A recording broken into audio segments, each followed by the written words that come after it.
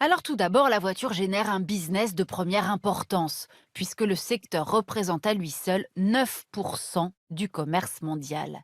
L'automobile, c'est donc aussi beaucoup d'emplois, 50 millions de personnes environ d'emplois directs et aussi indirects dans le monde, de la fabrication du moteur à la construction des routes. Dans les pays de l'Union européenne, par exemple, cela représente 13,8 millions de salariés, soit 6% de la population active.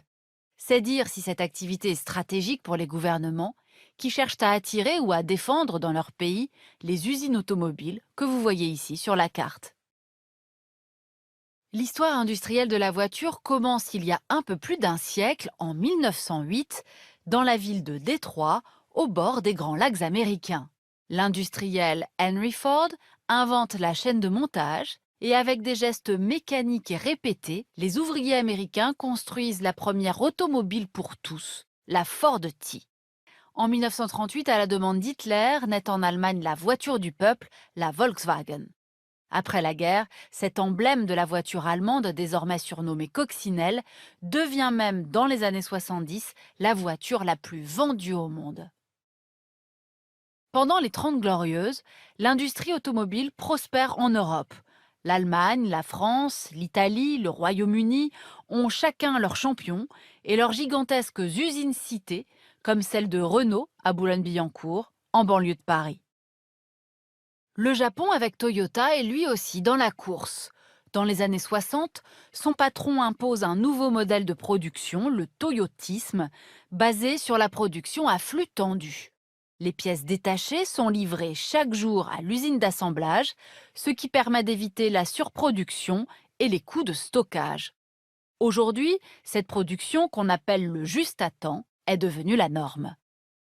Alors voyons maintenant à quoi ressemble le marché mondial en 2019, mais cette fois-ci du point de vue des clients.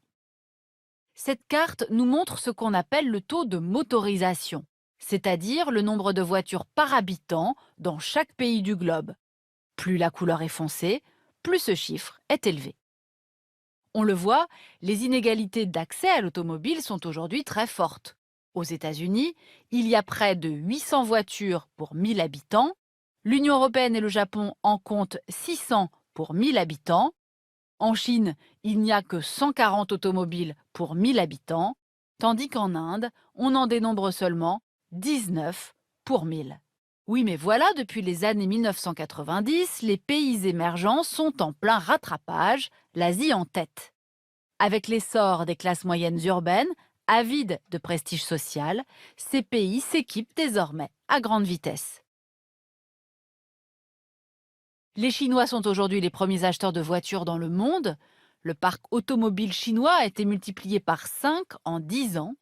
Au fil des années, les marques chinoises, notamment Geely, Baojun, Changan et Great Wall, ont gagné des parts de marché sur leurs concurrents étrangers avec le soutien actif du gouvernement. Pourtant, Volkswagen, arrivé très tôt en Chine, reste aujourd'hui leur marque préférée.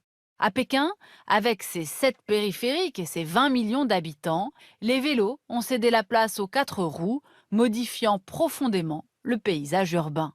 Alors désormais, c'est cet appétit des citadins chinois pour la voiture qui tire l'ensemble de la production mondiale.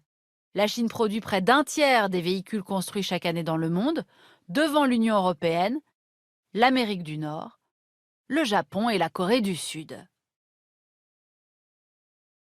Alors regardons à présent le cas de l'Inde, un autre marché en plein essor, en particulier à New Delhi et dans les États les plus urbanisés de l'ouest et du sud du pays. En Inde, les constructeurs nationaux ont d'abord dominé le secteur, avec la Tata Nano par exemple, la petite voiture la moins chère au monde, 1500 euros, qui a été lancée en 2008 par le célèbre groupe indien Tata Motors et qui a fait son succès. Mais victime de son image de voiture du pauvre, la Tata Nano a aujourd'hui disparu du marché. Elle a été remplacée par des modèles qui inspirent davantage confiance aux Indiens, la Maruti Alto, du grand groupe indien Maruti, qui s'est allié au japonais Suzuki, ou encore la Kwid, construite et vendue exclusivement en Inde par Renault. En clair, on l'aura compris, l'industrie automobile s'est profondément transformée ces dernières années.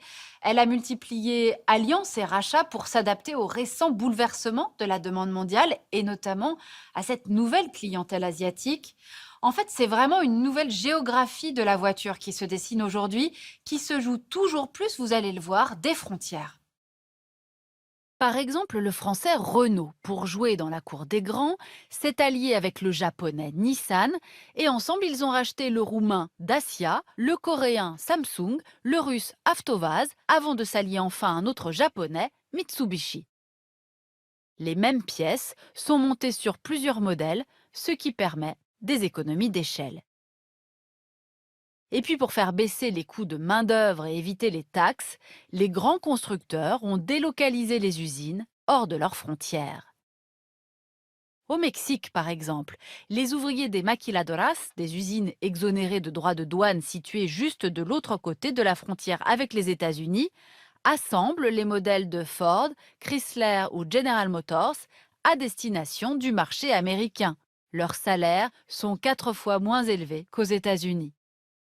En Europe, la production s'est en partie déplacée vers l'Est, en Pologne, en Slovaquie, en République tchèque, en Slovénie, en Hongrie et en Roumanie, et vers le Sud, en Turquie et au Maroc essentiellement.